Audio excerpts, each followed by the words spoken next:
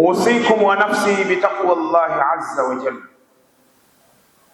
يقول الله تعالى وذلك في محكم تنزيله بعد أعوذ بالله من الشيطان الرجيم: يا أيها الذين آمنوا اتقوا الله حق تقاته ولا تموتن إلا وأنتم مسلمون.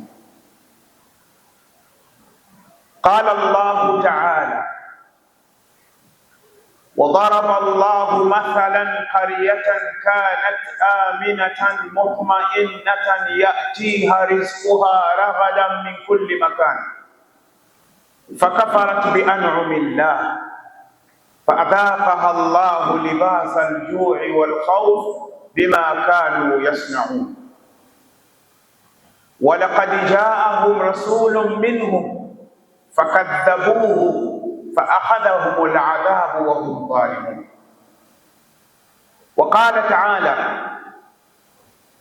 إن الله لا يغير ما بقوم حتى يغيروا ما بأنفسهم. وقال تعالى: إن الله لا يظلم الناس شيئا ولكن الناس أنفسهم يظلمون. Ndugu zangu katika imani,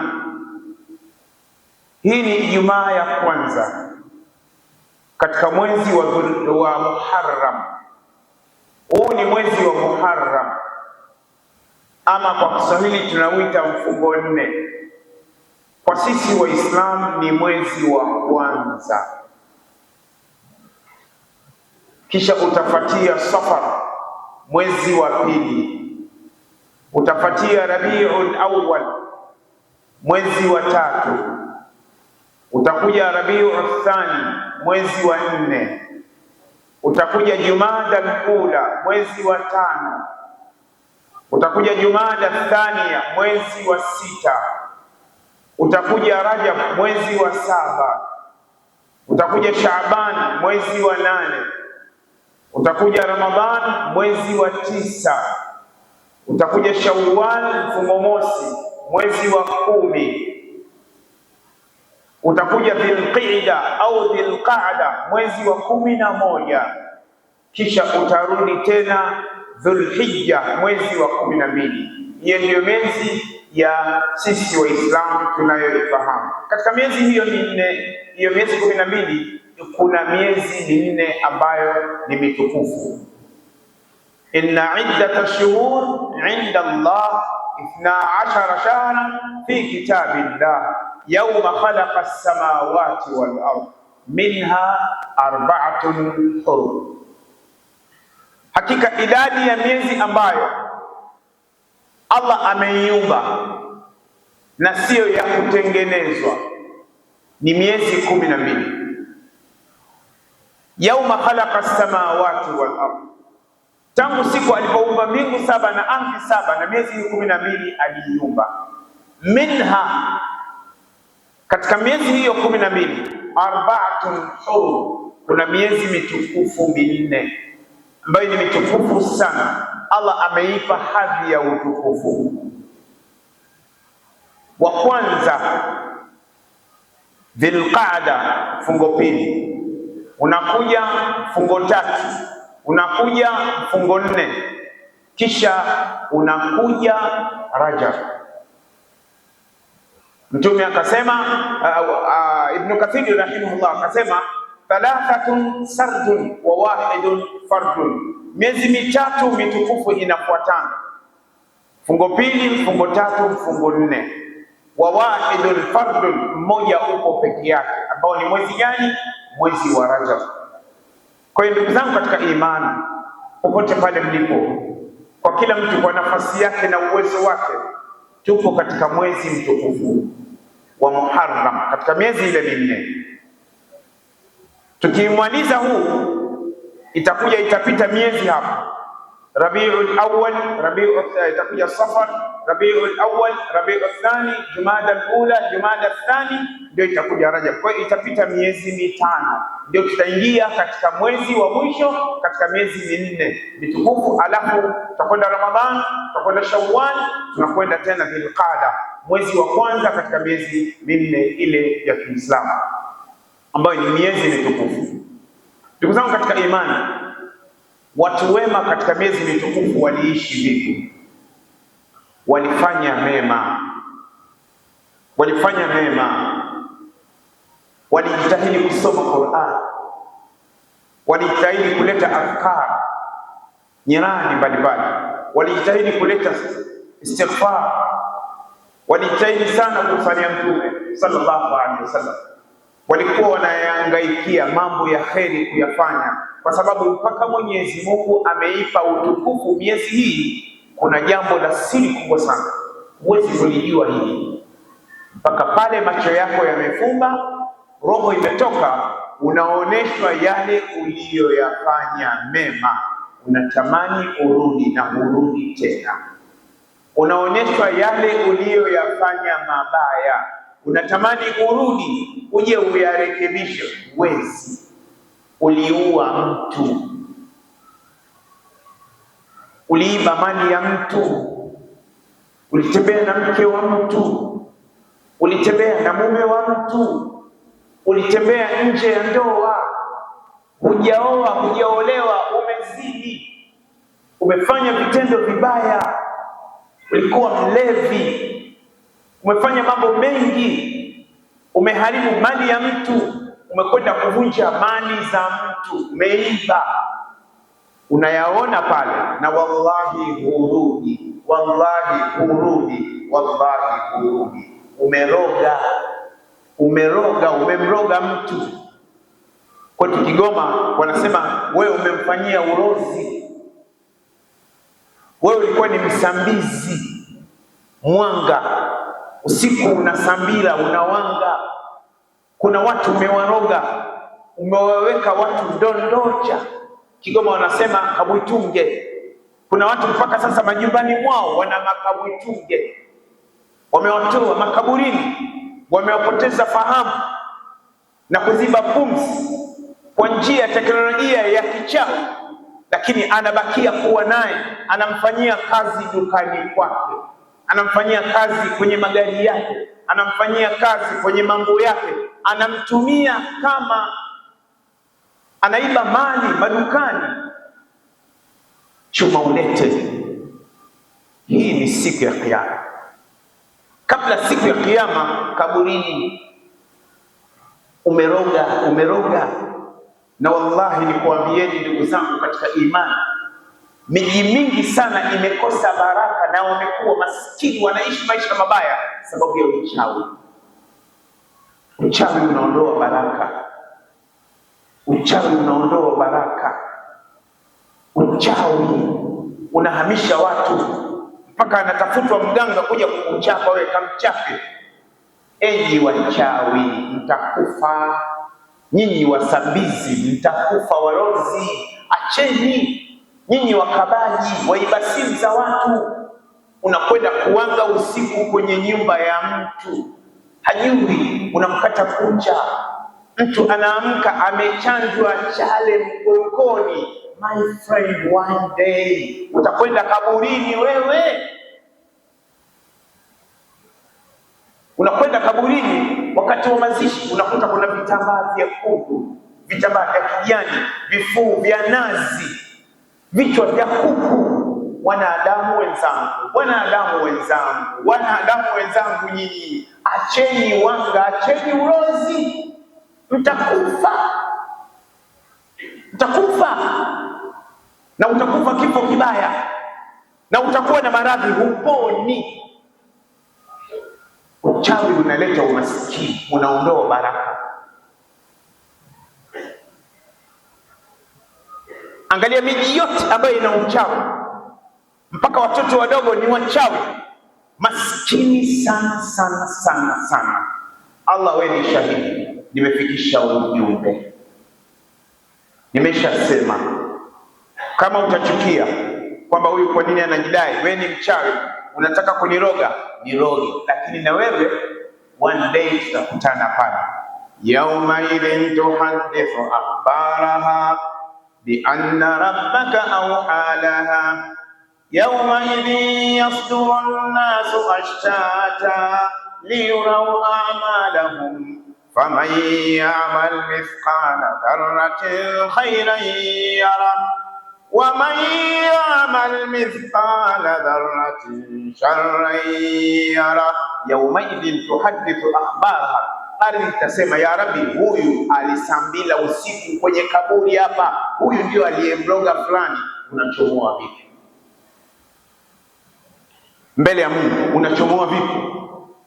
Unamloga mtu, unamharibia mtu biashara yake. Watu wa chuma ulete mmejezana mitaani, na chuma ulete wote ni maskini.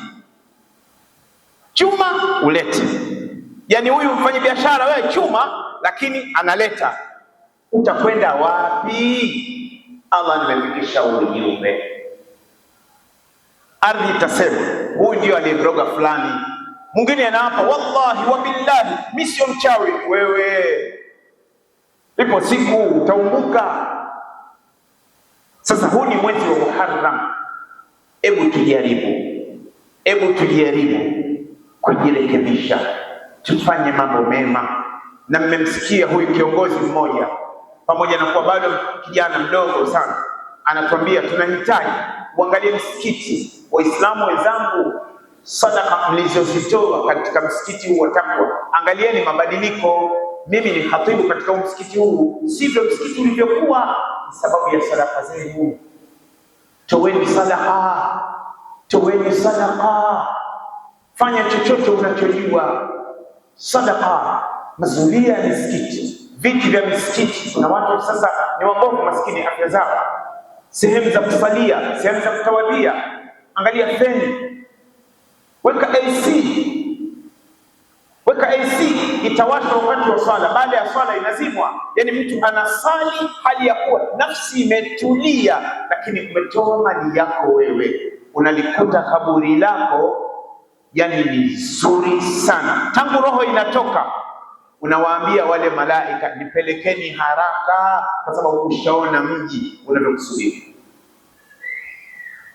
Barakallahu li wa lakum bil Qur'an al-azim wa nafa'ani wa iyyakum bil ayati wal dhikri al-hakim.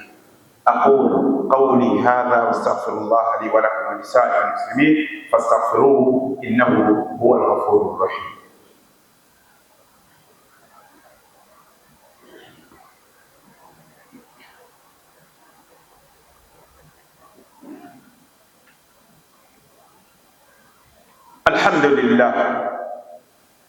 الحمد لله الذي جعلنا من الناصحين وأفهمنا من علوم العلماء الراسخين وأشهد أن لا إله إلا الله وحده لا شريك له وأشهد أن محمدا عبده ورسوله. Ndugu zangu katika imani, nikukumbusheni,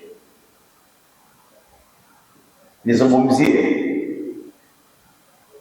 haifai kwa Muislamu kumtisha Muislamu mwenzake, ima kwa bastola au kisu au kijiti au chupa au jiwe au manati au moto, ama kumsubiri mtu katika hali ambayo amekaa, wewe unamshtukiza mpaka anashtuka, anapiga kelele. Katika Uislamu tumekatazwa kumtisha mtu.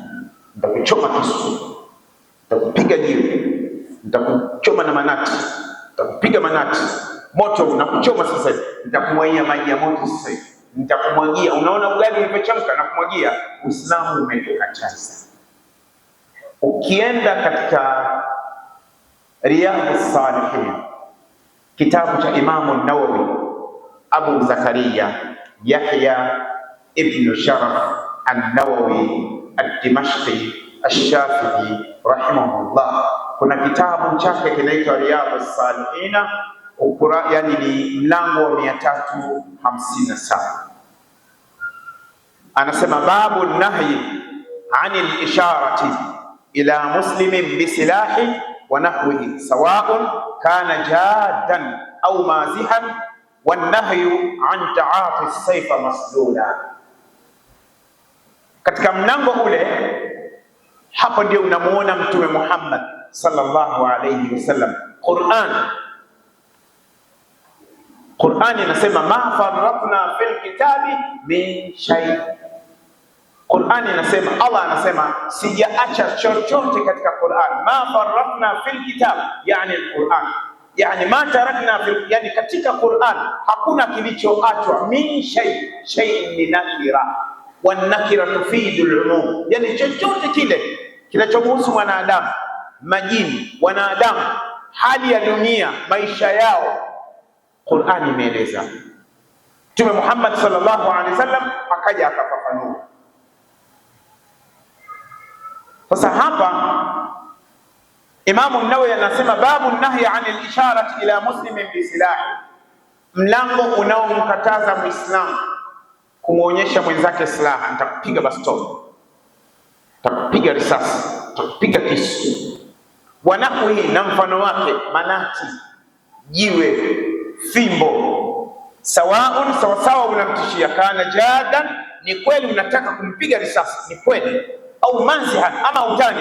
Siku nyingine ni bastola ya plastiki, wewe nitakuchomolea hiyo, kumbe ni plastic toy tu, hiyo imekatazwa.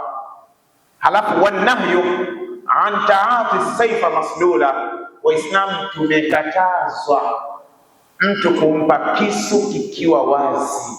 Huu ndio Uislamu, na ndio maana Mwenyezi Mungu amemsifu Muhammad sallallahu alayhi wasallam katika Qur'an, wama arsalnaka illa rahmatan lilalamin, wama arsalnaka illa rahmatan lilalamin, wama arsalnaka illa rahmatan lilalamin.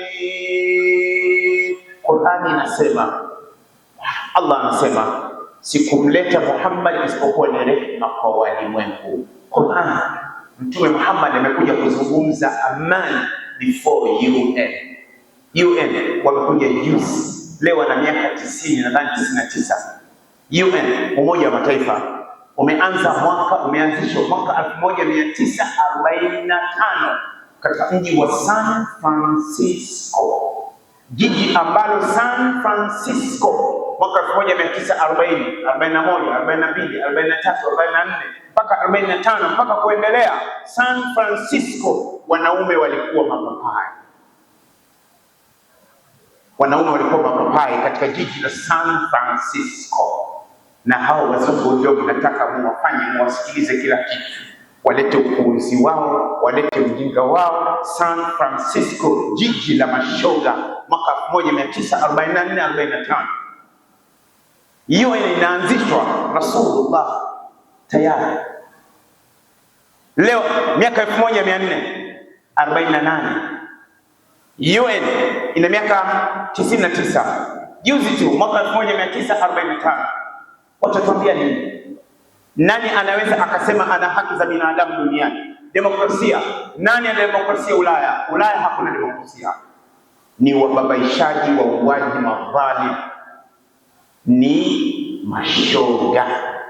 Naomba mwatafsirie hii. Sihitaji kwenda Ulaya mimi, sihitaji, nitakaa Tandale kwa Mtogole, lakini United States sitaki kwenda. Unakaa na mabasha, unakaa na mashoga. Hao ndio wanataka kuleta upumbavu hapo in this country. Nazungumza mimi kama Msangani, mara nyingi na karibu, popote utakapokuwa in this world my friend, chukua hiyo.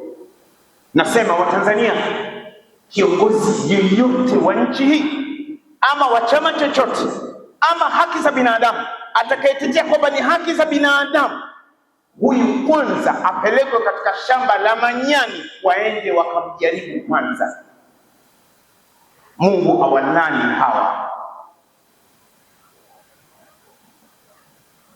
Sasa tumekataza. Mtume amezungumza vitu vyote vya amani. Sikiliza Mtume sallallahu alaihi wasallam. An Abi Hurairah radhiyallahu anhu, imesimuliwa hadithi na Abu Hurairah qala, Mtume anasema la yushir ahadukum ila akhihi bisilahi. Mtume Muhammad, asithubutu mmoja wenu kumtishia mwenzake silaha. Nitakuchoma, nitakupiga risasi, nitakupiga mkuki, nitakupiga kisu. asithubutu. Mtume akasema fa innahu, huyu anayemtishia mwenzake, la yadri, hajui, laalla shaitan yanzi'u fi yadi, shaitani anaweza akamponyokesha kile, yani kusudi tu, bahati mbaya akabonyeza kwenye sehemu ikatoka risasi. Mtume akasema fayaqa fi hufratin minan nar, akaingia katika shimo la moto, kwa sababu umeua lazima uende motoni. Rawahu al-Bukhari. Wa fi riwayatin li Muslim, katika riwaya nyingine Mtume akasema man ashara ila akhihi bihadidatin, atakayemtishia mwenzake kwa chuma. Umekamata chuma, upo garage, sawa, upo garage ama upo showroom, mwambia wewe, unaona spana hii, usiponiletea hela yangu, siku nyingine ni utani, oya, usiponipa hela yangu nakuchana nayo, sawa. Mtume akasema, akamtishia kwa chuma, fa innahu malaikata tal'anuhu, huyu anayemtishia mwenzake kwa silaha au chuma, malaika wanamlani.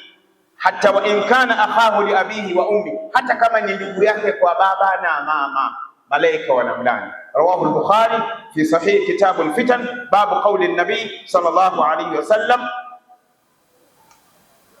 man ashara alaina bisilah falaysa minna, hadithi ya 2021.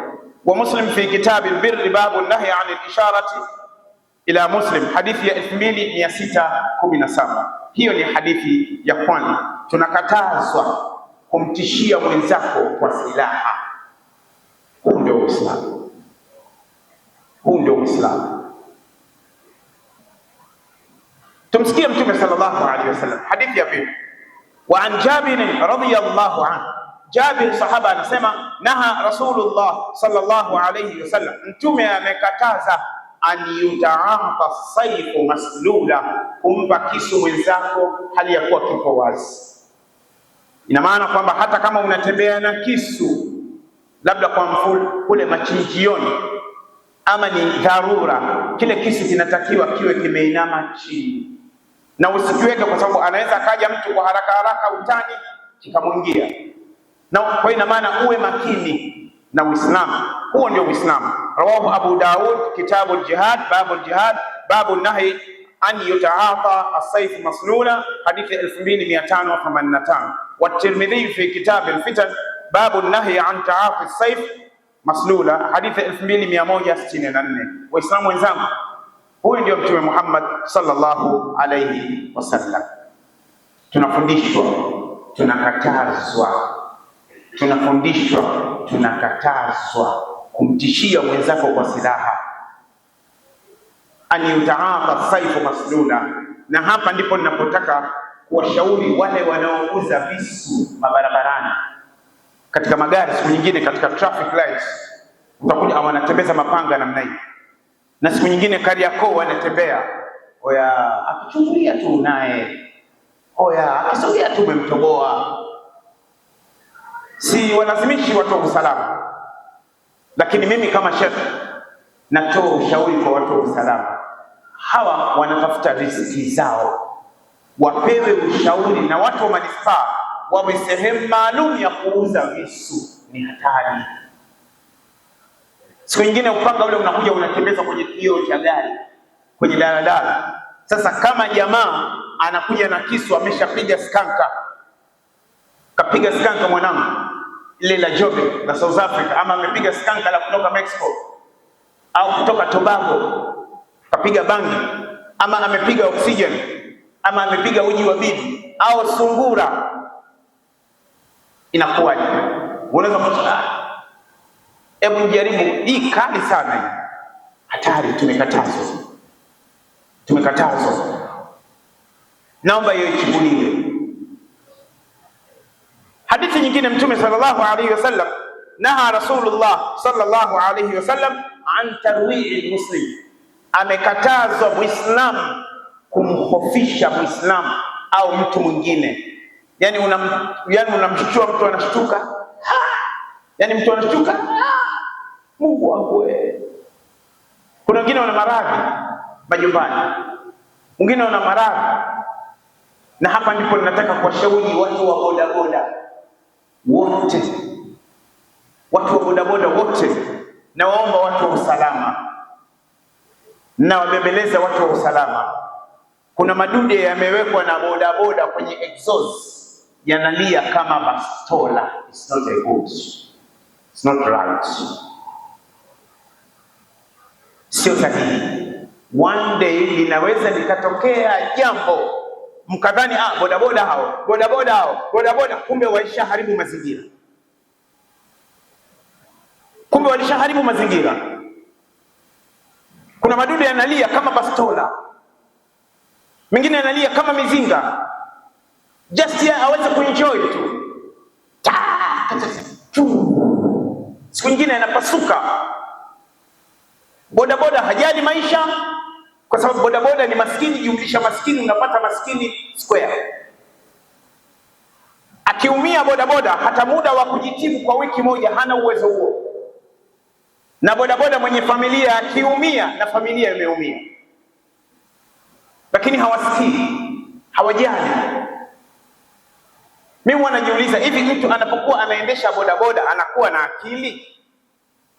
Wanasema petroli ndio inamtia kichwa vile. Sio kweli, hizo kamba sio kweli. Kwa hiyo nazungumza na vijana wa bodaboda. Kuna vijiwe wananijua, Kariakoo wananijua, Mkwajuni wananijua, wote Chawangwa. Nawaambia waache madude hayo, wawe makini kutafuta riziki zao. Mimi ningewaomba watu wa usalama, yale madude I don't know yanauzwa wapi Kariakoo. Why bodaboda apite ndio ujue kwamba akapita tu. Unaenjoy nini? Hii ni ishara ya umaskini. Siku zote maskini ana matatizo. Maskini akiwa na 50,000 basi selfie zote zitajaa kwenye simu, lakini mtu mwenye mamilioni 800 umuoni hata kwenye picha, haonekani. Tatizo ni mimi na wewe. Ni kila pilau tu basi utakwenda kwenye kijiwe chote kwenda kuonukisha. Wewe unasikia hiyo? Piga bonge la pilau, imekusaidia nini? Tunawatisha watu. Chukua mfano hapa hospitali Mwananyamala, kuna wagonjwa, kuna watu wana miezi hapa wanaumwa na hawajajileta kwa makusudi. Ni kweli wanaumwa, Allah amewapa mtihani, lakini wewe unapita bodaboda pale unapiga kelele juu.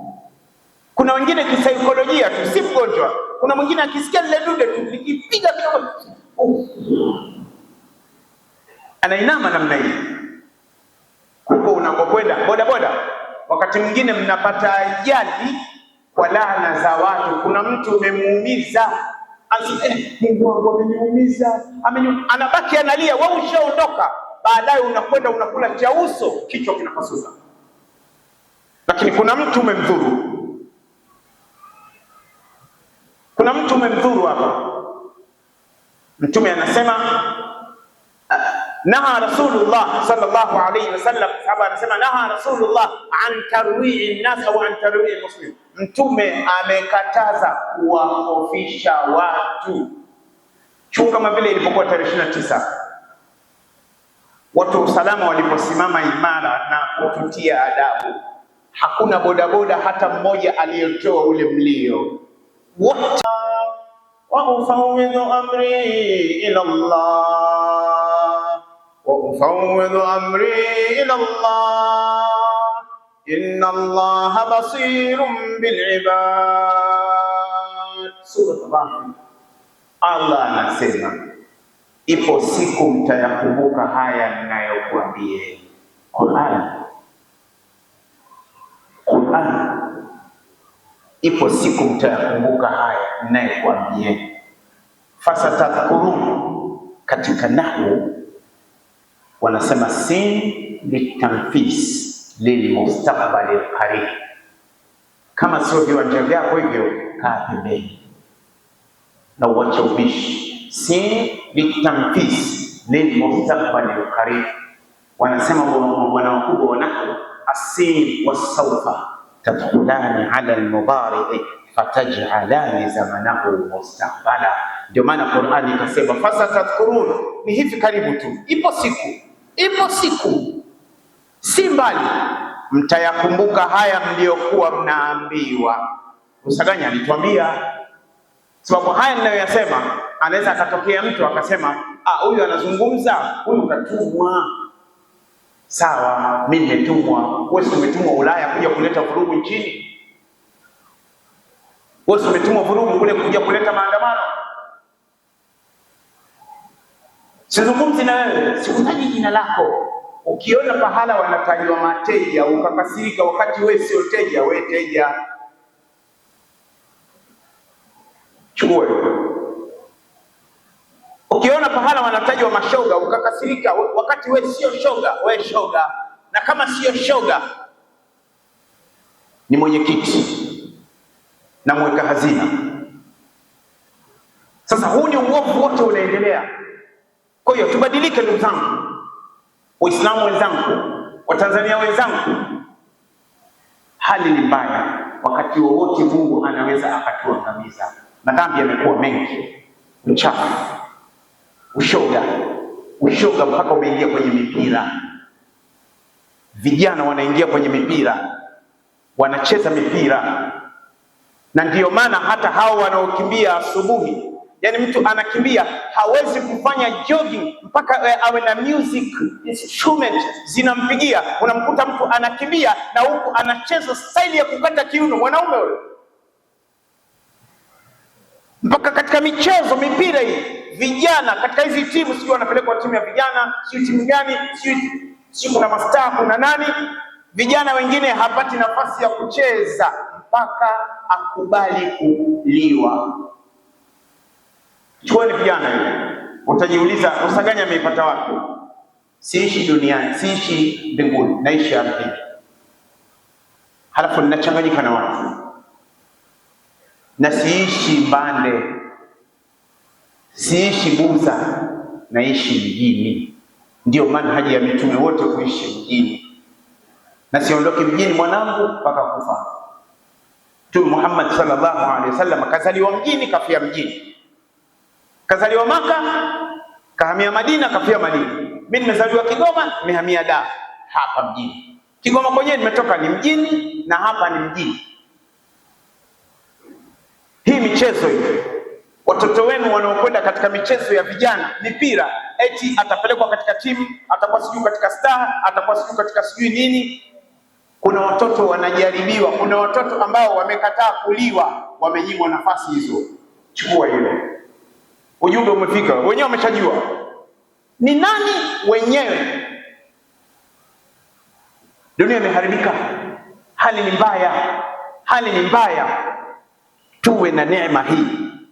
Mwishoni ni wakumbusha hadithi ya Mtume sallallahu alaihi wasallam katika Sunan at-Tirmidhi na katika Sahih Bukhari, kitabu al-Adab al-Mufrad. Mtume anasema sallallahu alaihi wasallam, hadithi inasimuliwa na Ubayd ibn Mihsan al-Khatmi al-Ansari radiyallahu anhu. Mtume anasema sallallahu alaihi wasallam, man asbaha minkum aminan fi sirbihi mu'afan fi jasadihi indahu qutu yawmihi fakaannama hizat lahu ad-dunya bihadhafiriha. Qala al-Albani rahimahullah, hadithun hasan fi al-Jami' as-Sahih wal-Bukhari fi al-Adab al-Mufrad rahimahumullah. Mtume anasema man asbaha minkum aminan fi sirbihi, atayamka salama, ana amani katika mji wake. Huyo ni Mtume Muhammad sallallahu alaihi wasallam. UN hawapo duniani. Hivi mnafahamu Uislamu umeingia lini Spain? Kabla ya Marekani. Uislamu umeingia Spain Hijiria. Ufaransa umeingia katika mji wa Mambonia 111 Hijiria. Katika mji wa Sicilia Uislamu umeingia. Hapa kwetu Bongo Tanzania pale Kilwa Waislamu wanaingia mwaka 86 Hijiria, kipindi cha masahaba.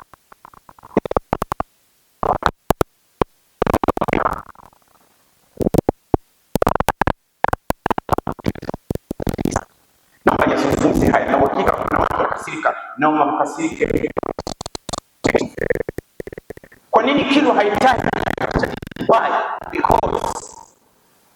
ni nchi ya Kiislamu.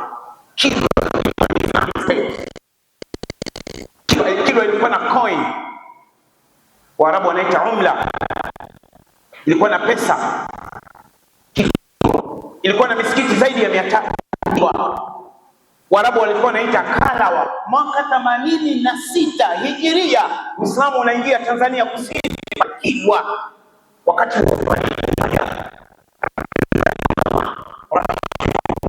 unaingia sasa, unapoitangaza sana Kilwa unautangaza Uislamu, kitu ambacho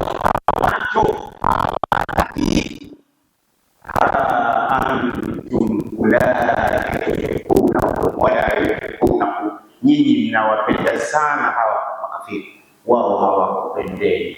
Qur'an sura Al-Imran hawakupendeni, wanacheka. Lakini hapa hapana. In tusibukum hasanatun tasukuhum wa in tusibukum sayyi'atun, yani mkipatwa na mambo mazuri wanakasirika, hawampendi Muislamu. Na hata ikitokea kiongozi ni Muislamu wanakasirika sana, sana kwenye mitandao. Lakini Waislamu msipate tabu, hawa Mungu anawaona. Si tusimame na la tufanye, tuombe dua. Leo ni Ijumaa, na kuombeni siku lazimishini shehe saa 11, kuanzia saa 11 kasoro, kaa msikitini, kaa faragha peke yako. Akina mama majumbani, sisi tutakaokuwa msikitini, tulia, lete nyiradi zako, taja shida zako. Kama kuna mtu mbaya kwako, kuna mtu ni mbaya, taje. Ikiwa hapana budi, hata alamtara sasa tupige pale katika saatul ijaba. Hadithun sahih katika Sahih Muslim, Mtume anasema fihi sa'atun la yuwafiqu 'abdul muslim yas'alu Allah. Siku ya Ijumaa ipo saa ambayo ukiomba Allah anakupa. Ndio maana watu wema kina Sa'id ibn Musayyib rahimahullah, Sa'id ibn Jubair, wakina Bistam, ilikuwa ikifika siku ya Ijumaa baada ya salatu al-asr, la yakhrujuna min al-masjid, hawatoki msikitini. Ametulia, analeta adhkar, ananyanyua mikono, analeta adhkar, ananyanyua mikono. Chua leo siku ya Ijumaa, una shida zako, omba ya Rabbi, nakuomba amani ya Rabbi, tunaomba amani katika nchi yetu. Hawa wanaotaka kuleta vurugu, wanaotaka kuleta sijui nini, unawajua kimoyomoyo, majina tunawajua wote. Avimbe kidole waliko, alam tara kaifa fa'ala rabbuka bi ashabil fil. Na kwa wale ambao wenye Qur'an unammalizia na suratul Ra'd. Tushachoka na watu wabaya, mpige suratul Ra'd popote pale alipo, iende ikambague. Hiyo ndio dawa, amani katika nchi. Mtume akasema man asbaha minkum aminan fi sirri, mtu ameamka ana amani pahala alipo. Na Tanzania tuna amani, wallahi tuna neema ya amani, Huwezi kujua thamani ya meno mpaka yatoke, na huwezi kujua thamani ya pua mpaka Mungu akuzibe pumzi, na huwezi kujua thamani ya macho mpaka Mungu achukue nuru ya macho. Huwezi kujua thamani ya baba mpaka atoke, huwezi kujua thamani ya mama mpaka atoke, huwezi kujua thamani ya nchi yako. Angalia nchi nyingine, amani. Wa Tanzania amani, Waislamu amani. Ukimsikia mtu yoyote, sheitani yoyote, Firaun yoyote, Qarun yoyote, Haman yoyote, Abu Jahl yoyote, Umayya bin Khalaf yoyote, watu wa Kigoma tunasema ukimsikia nyangarakata yoyote, mruga yoyote, ukimsikia anazungumza habari ya fujo, achana naye. Kama tulivyowaambia kabla ya yale, narudia tena, Waislamu wa Tanzania, msikubali kuingizwa barabarani mkadungwa. Wameharibu mali za watu, wameiba mali za watu, na mpaka kuna watu leo hawajarudi sokoni. Angalia duka zilivyoharibiwa Manzese pale. Baada ya siku ya pili ya tatu nimepita kuanzia Sinza kule, natembea niko kwenye bajaji, na angalia, ndimwambia dereva bajaji pole pole, wameiba, wameharibu viduka vingine kama kijiframe hapa cha mabati. Amekwenda hivi, unakwenda kumuibia mtu pedi mwezi, wewe unaiba pedi. Mungu akujalie utoke hedhi, na huyo aliyokutuma wote mtoke hedhi mpaka mnakufa kitandani, mnatoka hedhi, wezi wakubwa. Mungu awalani popote mlipo na hawa na watu. Amani. Kama hamtojali maneno yangu, mtayakumbuka. Maana tukikaa kimya, mashehe wazungumzi hao. Tukizungumza, mama akampa mzigo, mama hajanipa hata kifurushi, hata cha miongo na korosho. Lakini najua thamani ya mama. Watanzania nyinyi mnaiona Dar es Salaam hivi sasa, mambo midude, unaona mijuba inavyodondoshwa, unaona midude inavyodondoshwa. Mtu Mwananyamala anahamishwa, anaambiwa nenda Pugu, acha nyumba. Amani, neema imefunguka. Mtu anaondolewa kwa bilioni 1. Sema Tanzania mimi sina hela, usiseme Tanzania hakuna hela. Sema wewe, sema mimi naumwa, mwenzako ana afya. Sema mimi sijala, mwenzako kishakula mara 4. Na mtu mwingine anamwambia bwana, mimi nasikia njaa mpaka sasa. Sasa unasikia njaa, unangoja nini mjini? Na nini? Rudi kijijini. Neema hii ni neema ya amani. Mambo yamefunguka tena, bureau zimerudi tena, lakini thamani hamuijui. Mwenyezi Mungu, ninakuomba kupitia mimbari hii, mama amalize muda wake salama, tuletee kiongozi ambaye atakayetubana kama mwamba aliyetangulia, na wote tukae toilet, tule mihogo mpaka maofisini. Mlete mwamba, makao makuu yahamishie Kigoma ya nchi. Mlete mwamba. Hamjui thamani ya nchi Watanzania hamna thamani. Watanzania hamna thamani, hamjui shukurani. Lazima aletwe mwamba. Mungu tuletee mwamba kama Farao aje kuturabua. Hapo nadhani tutakuwa tumepata. Sema bane, potelea mbali. Namaliza hotuba yangu. Kuna methali inasema, ukisema potelea mbali, ukifata barabara iliyoandikwa potelea mbali, utafika katika mji unaoitwa laiti ningelijua. Wenyeji wa pale kuna makabila matatu yanaishi pale. Kabila la kwanza umeyataka mwenyewe. Kabila la pili adundwe. Inna Allaha malaikatahu yusalluna ala nabi ya ayyuhalladhina amanu sallu alayhi wa sallimu taslima. Allahumma salli ala Muhammad wa ala ali Muhammad kama sallaita ala Ibrahim wa ala ali Ibrahim innaka Hamidum Majid. وارض اللهم عن جميع صحابة رسول الله أبو بكر وعمر وعثمان وعلي وعن جميع صحابة رسول الله أجمعين رضي الله تعالى عنهم أجمعين. ربنا آتنا في الدنيا حسنة وفي الآخرة حسنة وقنا عذاب النار. عباد الله رحمكم الله،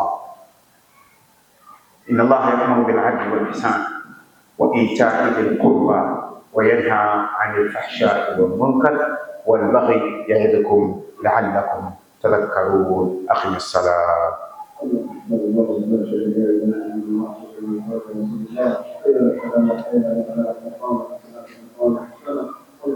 الله